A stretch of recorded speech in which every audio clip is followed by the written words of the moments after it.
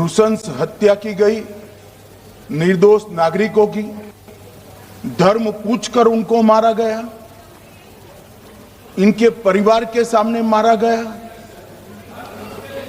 और बड़ी बर्बरता के साथ ये हत्याएं की गई। इसकी मैं घोर निंदा करता हूं और जो मारे गए हैं इनके परिजनों के साथ अत्यंत हृदय की गहराइयों से मैं संवेदना भी व्यक्त करना चाहता हूं। ऑपरेशन सिंदूर के जवाब में पाकिस्तान के हमारे नागरिक ठिकानों पर गोलीबारी की, इसमें भी कुछ नागरिक हताहत हुए, गुरुद्वारा भी टूटा, मंदिर भी टूटा। जो भी नागरिक उसमें घायल हुए हैं और जो हताहत हुए हैं वो सभी के प्रति मैं पूरे सदन की ओर से गहरी संवेदना व्यक्त करना चाहता हूं।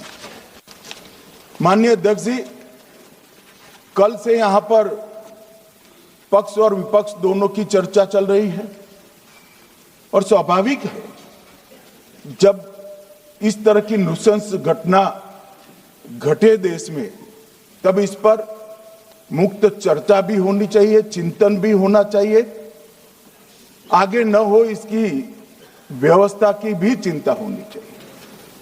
माननीय अध्यक्ष जी, मैं विषय पर आने से पहले आपके माध्यम से सदन को और सदन के माध्यम से पूरे देश को ऑपरेशन महादेव जो कल एक हुआ है इसकी जानकारी देना चाहता हूं। माननीय अध्यक्ष जी, कल ऑपरेशन महादेव में सुलेमान उर्फे फैजल जट, अफगान और जिब्रान, 3 आतंकवादी सेना, सीआरपीएफ और जम्मू कश्मीर पुलिस के संयुक्त अभियान में ऑपरेशन महादेव में मारे गए। और माननीय अध्यक्ष जी,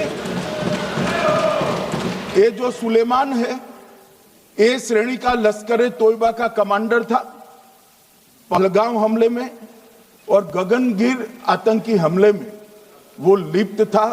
इसके ढेर सारे सबूत हमारी एजेंसियों के पास है।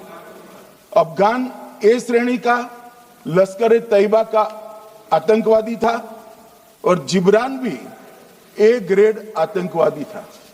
और माननीय अध्यक्ष जी, मैं सदन को और सदन के माध्यम से पूरे देश को बताना चाहता हूं, जिन्होंने बैसरन घाटी में हमारे प्रवासियों को, नागरिकों को मारा था, ये तीनों आतंकवादी ये थे और तीनों मारे गए।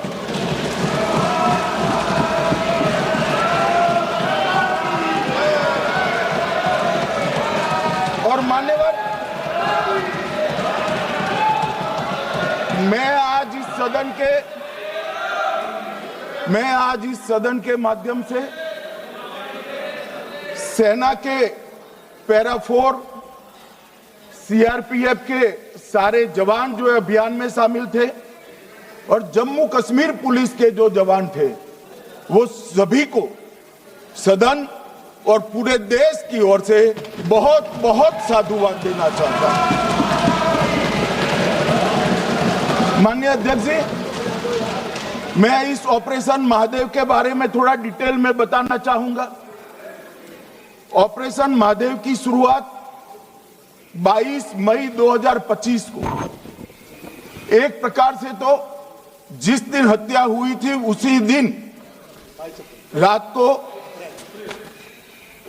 22 मई 2025 को हुई। जिस दिन हत्या हुई थी उसी दिन रात को एक सुरक्षा मीटिंग की गई थी जम्मू कश्मीर में। ये पूछ रहे थे, कोई गए नहीं, सिर्फ राहुल गांधी गए। अब आपकी आंख कौन से चश्मे से देख रही है मुझे मालूम नहीं। माननीय अध्यक्ष जी, 1 बजे हमला हुआ, मैं 5:30 बजे श्रीनगर में उतर चुका था। माननीय अध्यक्ष जी, अरे सुनो सुनो, बेट मैं बताता हूँ ना 22 में, सुनो ना प्लीज। धैर्य रखकर सुनो, हमने आपको नहीं टोका है, सुनना पड़ेगा भाई, ऐसे नहीं चलेगा। माननीय अध्यक्ष जी, नहीं, पर बैठे बैठे मत बोलिए आप भी। माननीय अध्यक्ष जी, माननीय अध्यक्ष जी, 23 अप्रैल को टिप्पणी मत करिए। एक सुरक्षा मीटिंग की गई, सभी सुरक्षा बल, सेना, CRPF, BSF, Jammu Kashmir police, और सबसे पहले उसमें निर्णय किया गया कि जो नृशंस हत्यारे हैं वो देश छोड़कर पाकिस्तान भाग न पाए, इसकी हमने पुख्ता व्यवस्था की और भागने नहीं दी। 22 मई को आईबी के पास एक ह्यूमन इंटेल आई और एक क्षेत्र के अंदर, दाची गांव क्षेत्र के अंदर आतंकवादियों की उपस्थिति की सूचना मिली। आईबी और सेना द्वारा दाचीकाम क्षेत्र में अल्ट्रा सिग्नल कैप्चर करने के लिए जो इंस्ट्रूमेंट हमारी एजेंसियों ने बनाए हैं, इसके द्वारा इस सूचना को पुख्ता के लिए मई से 22 जुलाई तक लगातार प्रयास किए गए। ठंड में ऊंचाइयों पर हमारे सेना के अधिकारी पैदल इनके सिग्नल प्राप्त करने के लिए घूमते रहे, आईबी के अफसर भी घूमते रहे, सीआरपीएफ भी घूमती रही, और मान्यवर 22 जुलाई को हमें सफलता मिली। सेंसर्स के माध्यम से आतंकवादी होने की पुष्टि मिल गई।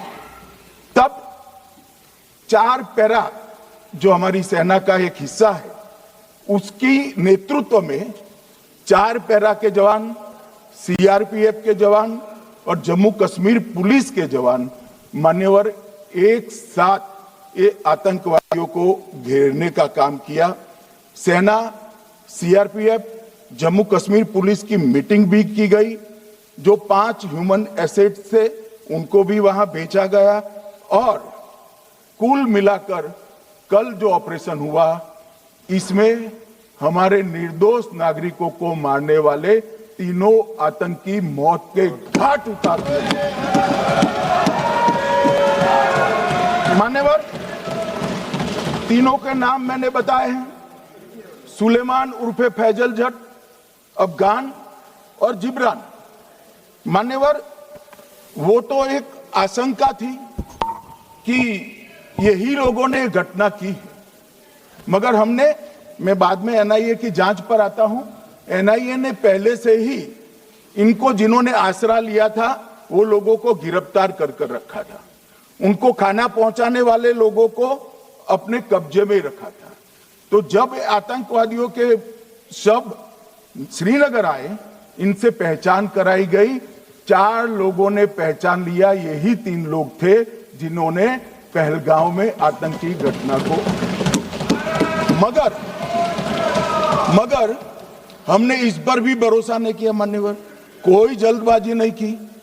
हमने जो आतंकी घटना स्थान से कारतूस मिले थे, वो कारतूस का एफएसएल रिपोर्ट पहले से करा कर रखा था, और चंडीगढ़ सेंट्रल एफएसएल के अंदर बैलिस्टिक रिपोर्ट के आधार पर उनका रिपोर्ट तैयार था। जब ये कल आतंकवादी मारे गए, इनकी 3 राइफलें पकड़ी गई, एक M9 अमेरिकन राइफल थी और 2 AK-47 राइफल थी। जो कारतूस मिले थे वो भी M9 और AK-47 के भी थे, मगर हमने इससे भी संतोष नहीं माना। ये राइफलों को एक विशिष्ट विमान के द्वारा कल रात को 12 बजे चंडीगढ़ पहुंचा गया, और पूरी रात फायरिंग कर इसके भी खाली खोखे जनरेट किए गए। 2 खोखों का मिलान किया गया, राइफल की नाली और निकले हुए खोखों का भी मिलान हो गया। तब ये तय हो गया कि इन्हीं 3 राइफलों से हमारे निर्दोष नागरिक मारे गए। और मान्यवर, आज मैं सदन को बताते हुए बहुत खुश हूं, मोदी जी ने ऑपरेशन सिंदूर कर आतंकवादियों को जिन्होंने आतंकवादियों को भेजा था उनके आकाओं को जमीन में मिलाने का काम किया था सेना और सीआरपीएफ ने। वो आतंकवादियों को भी समाप्त कर दिया। और मान्यवर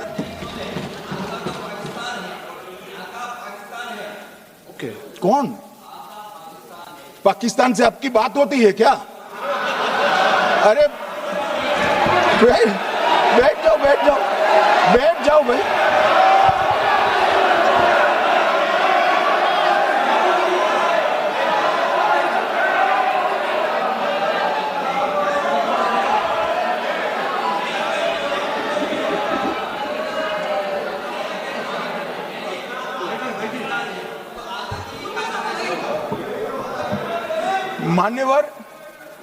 मान्यवर मैं बताता हूं कैसे इनके आका मारे गए, वो भी नाम के साथ बताता हूं, जगह के साथ बताता हूं, घंटे मिनट और सेकंड के साथ बताता हूं।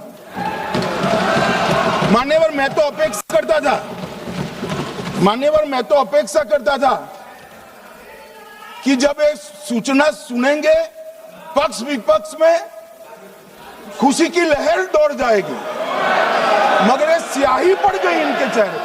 ये क्या है मान्यवर, किस तरह की पॉलिटिक्स? भाई आतंकवादी मारे गए, आपको इसका भी आनंद नहीं है?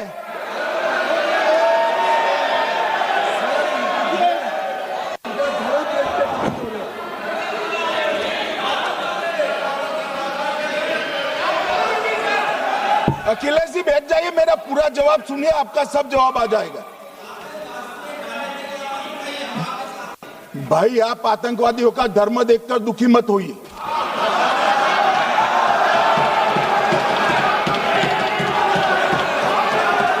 अखिलेश बैठ जाइए यार।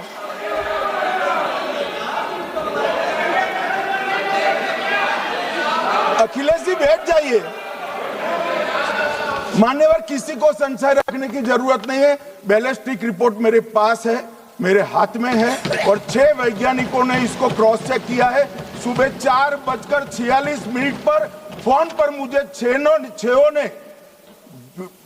वीडियो फोन पर कहा है कि 100% वही गोलियां हैं जो वहां चलाई थी।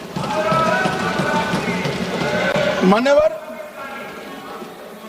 ये हमारे देश की सेना, सीआरपीएफ और जम्मू कश्मीर पुलिस, ये तीनों का एक साझा बहुत बड़ा कामयाबी है, जिस पर 140 करोड़ को नाज होना चाहिए, देश की जनता को नाज। मान्यवर मैं तो गया था वहां पर, जब ये घटना हुई दूसरे दिन इनके परिजनों को मिला था।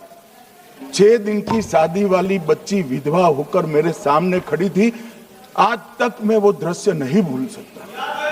मगर आज सारे परिजनों को मैं कहना चाहता हूं कि मोदी जी ने ऑपरेशन सिंदूर से भेजने वालों को भी मारा, और हमारे सुरक्षा बलों ने जिनको भेजा था उनको भी मारा, और एक ऐसा सबक सिखाया है कि आने वाले कई दिनों तक कोई ऐसी हिम्मत नहीं कर पाएगा। मान्यवर मैं थोड़ा एनआईए की जांच के बारे में भी बताना चाहूंगा। मान्यवर जिस दिन लश्कर-ए-तोयबा ने और इसके आउटफिट टीआरएफ ने इसकी जिम्मेदारी ली, उसी दिन हमने तय कर लिया था कि ये जांच एनआईए को सौंप दी जाएगी, क्योंकि एनआईए आतंकवाद के केसों की जांच के लिए, वैज्ञानिक तरीके से जांच करने के लिए और सजा कराने के लिए महारत हासिल की हुई विश्व मान्य एजेंसी है, जिसका सजा कराने का दर 96% से ज्यादा है। मान्यवर हमने तुरंत ही इसकी जांच एनआईए को दे दी। हमने पूरी व्यवस्था की, सेना, बीएसएफ, सीआरपीएफ और जम्मू कश्मीर पुलिस ने, कि लोग देश छोड़कर भाग न जाए। और मान्यवर इसकी जांच की शुरुआत हुई। एक थकाने वाली बहुत लंबी जांच हुई है। जांच के दौरान मृतक के परिजन जो साथ में थे उनको सभी को चर्चा किए गया, पर्यटकों, खच्चर वालों, पोनी वालों, फोटोग्राफर, कर्मचारियों, विभिन्न दुकान में काम करने वाले लोगों, कुल मिलाकर 1055 लोगों की लंबी 3000 घंटे से ज्यादा पूछताछ इंफॉर्मेशन के लिए की गई और इस सबको वीडियो पर रिकॉर्ड कर लिया गया और बाद में इसके आधार पर स्केच बनाया गया और ढूंढते 22/6/25 को एक बशीर की पहचान की गई और परवेज की पहचान की गई, जिन्होंने आतंकवादी घटना के अगले दिन आतंकवादियों को शरण दी थी, उनको अपने ढोक में रखा था। वो दोनों को गिरफ्तार कर लिया गया, अब वो हमारी कस्टडी में है। दोनों गिरफ्तार अपराधियों ने खुलासा किया कि 21/4/25 की रात को 8 बजे 3 आतंकवादी बेसरन से लगभग 2 किलोमीटर दूर स्थित परवेज ढोक में आए थे। आतंकवादियों के पास AK-47 और M9 कार्बाइन थी। जो 2 आतंकवादियों ने काली पोशाक पहनी थी और एक ने छद्म वेश किया था। खाना खाया, चाय पी और ढोक से निकलते वक्त कुछ खाना, नमक, मिर्च और मसाले लेकर वो चले गए। मान्यवर, उस वक्त हमने जिन खोखों को रिकवर किया था, इसको हमने चंडीगढ़ FSL में टेस्टिंग के लिए भेज दिया और जब चंडीगढ़ FSL में टेस्टिंग के लिए भेजा गया तो वही राइफल से एप्को आतंकी हमला हुआ था, वो भी निश्चित हुआ। तो आज इसके साथ साथ दूसरे एप्को आतंकी हत्या को अंजाम देने वाले आतंकियों का भी इसके साथ ही समाप्ति हुई है, उनको मार दिया गया है। मान्यवर, और इसके बाद में स्केच बनाया गया। गिरफ्तार किए गए दोनों आरोपियों की माता जो थी, उन्होंने ये तीनों आतंकियों के मृतदेहों को पहचान लिया है। घटना में साथ लेने वाले उनके साथियों ने भी पहचान लिया है और अब उसकी FSL की पुष्टि भी आज सुबह 4 बजे हो गई थी। अब मैं जांच का पूरा ब्यौरा बताना चाहता हूं। मान्यवर, ये हमले में 3 पाकिस्तानी आतंकवादी थे। हमले में 2 AK-47 और 1 M9 कार्बाइन का प्रयोग किया गया था और अब जो पकड़े गए हैं, इसके सुलेमान के कारण एप्को का मामला भी आज रिजॉल्व हो रहा है और आतंकवादियों को पनाह देने वाले 2 स्थानीय लोगों को भी इस केस में पकड़ लिया गया है। अब मान्यवर, कल पूछते थे कहां से आए, कहां गए, किसकी जिम्मेदारी है। भाई, जिम्मेदारी हमारी ही है, हम सरकार में है, हमारी ही जिम्मेदारी। मगर मैं पूछता हूं, जब आप सरकार में थे तब क्या क्या हुआ था, इसकी जिम्मेदारी किसकी थी और क्यों निर्वहन नहीं किया, वो भी बाद में पूछूंगा। जरा धीरज से सुनना। मगर मान्यवर, मुझे एक बड़ा दुख हुआ है। कल इस देश के पूर्व गृह मंत्री चिदंबरम जी ने सवाल उठाया कि क्या प्रूफ है कि ये आतंकवादी पाकिस्तान से आए, और मान्यवर कब उठाया, जब संसद में चर्चा होने वाली थी। क्या कहना चाहते हैं चिदंबरम साहब, किसको बचाना चाहते हैं, पाकिस्तान को बचाकर आपको क्या मिलेगा। वो ये कह रहे हैं कि और क्या है, मत जवाब दो।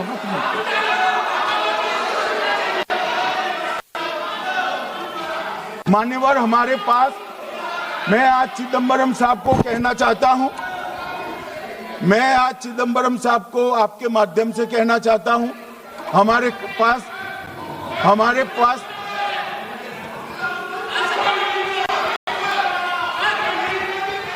मान्यवर, हमारे पास प्रूफ है, वो भी मैं सदन के सामने रखना चाहता हूं कि तीनों पाकिस्तानी थे।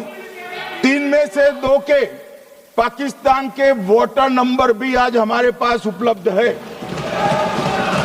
मान्यवर, ये राइफलें हैं, ये राइफलें भी हमारे पास उपलब्ध है। इनके पास से जो चॉकलेटें मिली हैं, वो चॉकलेटें ढोक में से मिली, वो भी पाकिस्तान की बनाई हुई चॉकलेट है। मान्यवर, ये कहते हैं कि पाकिस्तानी नहीं थे, इसका मतलब पूरी दुनिया के सामने इस देश का एक पूर्व गृह मंत्री पाकिस्तान को क्लीन चिट दे रहा है।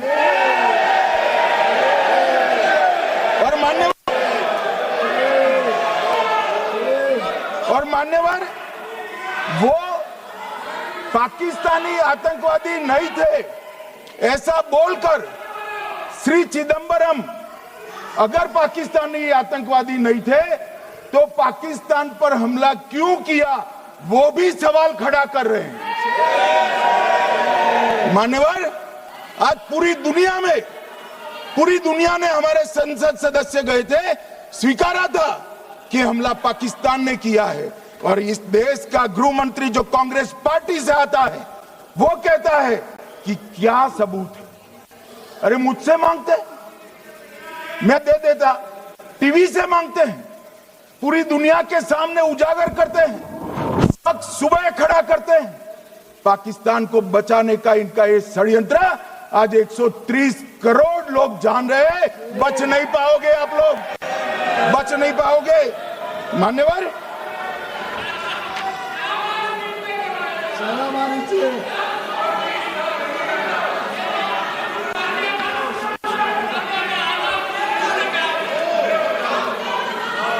मान्यवर, अब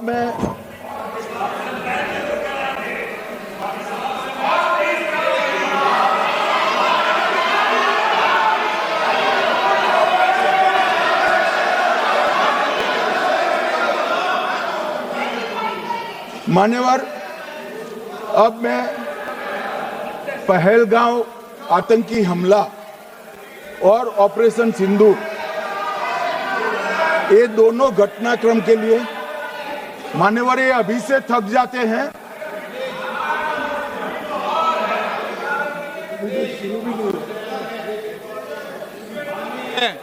प्लीज बैठिए।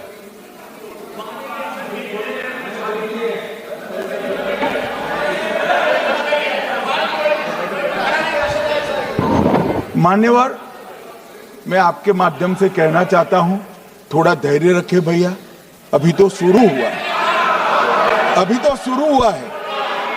मान्यवर, मैं पहलगांव आतंकी हमला और ऑपरेशन सिंदूर के बारे में पूरा घटनाक्रम बताना चाहता हूं। कल ढेर सारे सवाल उठाए। वैसे तो मुझे लगता था कि कल रक्षा मंत्री जी के भाषण के बाद शायद कांग्रेस पार्टी सपोर्ट में भाषण देना शुरू करेगी और अगर थोड़ी बहुत जनता की इच्छा की परख होती तो वो ही करते, मगर नहीं करा, क्योंकि रक्षा मंत्री जी ने बहुत बारीकी से ऑपरेशन सिंदूर की सफलता, इसकी जरूरियात, इसकी प्रासंगिकता और इसके परिणाम, इसके बारे में बहुत अच्छे तरीके से सदन के माध्यम से पूरी देश की जनता के सामने रखा जाए। मगर फिर भी उन्होंने बहुत सारे सवाल किए। अब सवाल किए हैं तो मुझे जवाब देना भी पड़ेगा, उनको सुनना भी पड़ेगा। मान्यवर, मैं पूरा घटनाक्रम बताना चाहता हूं। मान्यवर, 22 अप्रैल को पहलगांव में आतंकवादी हमला हुआ। इसमें 26 लोग मारे गए, 25 भारतीय और 1 नेपाली नागरिक। हमने उसी वक्त मैं श्रीनगर जाने के लिए निकल गया। रात को ही सुरक्षा बलों की मीटिंग कर ये भाग न पाए इसकी व्यवस्था की। माननीय मोदी जी ने 23 और 30 अप्रैल को सीसीएस की मीटिंग चेयर की। ये कह रहे हैं, मैं आज बताना चाहता हूं कि सीसीएस की 23 अप्रैल की मीटिंग में क्या हुआ। सबसे पहला कांग्रेस पार्टी का ब्लंडर था सिंधु जल संधि, इसको स्थगित करने का काम नरेंद्र मोदी जी ने। हमने अटारी के माध्यम से एकीकृत जांच चौकी जो चलती थी उसको बंद कर दिया। पाकिस्तानी नागरिकों के सार्क वीजा को सस्पेंड कर सभी को वापस पाकिस्तान भेजने का काम किया। पाकिस्तान स्थित उच्चायोग में रक्षा, सैन्य, नौसेना के सलाहकारों को अवांछनीय व्यक्ति घोषित किया, संख्या को 55 से घटाकर 30 किया और सीसीएस ने ये संकल्प लिया कि जहां पर भी ये आतंकवादी छुपे हैं उनको और उनकी ट्रेनिंग करने वाले अड्डों को सेना, पुलिस, सीआरपीएफ, बीएसएफ उचित जवाब देगी। मान्यवर, जिस तारीख को ये हुआ उसी दिन ये निर्णय हो चुका। मान्यवर, इसके बाद में कल गोगाई जी कहते थे मोदी जी 24 को पहलगाम जाने की जगह बिहार गए। सुनो यार, मान्यवर, मोदी जी जब ये पहलगाम घटना हुई यहां नहीं थे, विदेश में थे। आने के बाद तुरंत सीसीएस बैठक थी और मोदी जी जिस दिन बिहार गए उस दिन पहलगाम में कुछ नहीं, कोई नहीं था, सिर्फ राहुल गांधी थे। सारे लोग चले गए थे, सारे लोग वहां से अपने अपने ठिकाने पर चले गए थे। मगर इन्होंने एक बात कही, उस पर मेरी आपत्ति है मान्यवर। उन्होंने कहा 24 अप्रैल को चुनावी भाषण किया। मान्यवर, देश का नेतृत्व करने वाले देश के प्रधानमंत्री की फर्ज होती है कि देश की संप्रभुता पर, देश के नागरिकों पर अगर ऐसा जघन्य हमला होता है तो जनता की भावनाओं के अनुरूप जवाब देना चाहिए। मान्यवर, मैं आज आपकी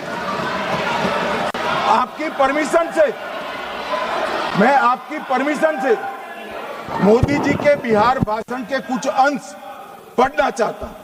कोट अनकोट है। 22 अप्रैल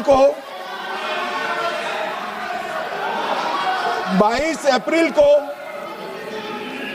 पहलगाम का यह हमला केवल निहत्थे पर्यटकों पर नहीं बल्कि पूरे भारत की आत्मा पर एक दुस्साहसपूर्ण प्रहार है। आतंकवाद के प्रति दृढ़ और कड़ा रुख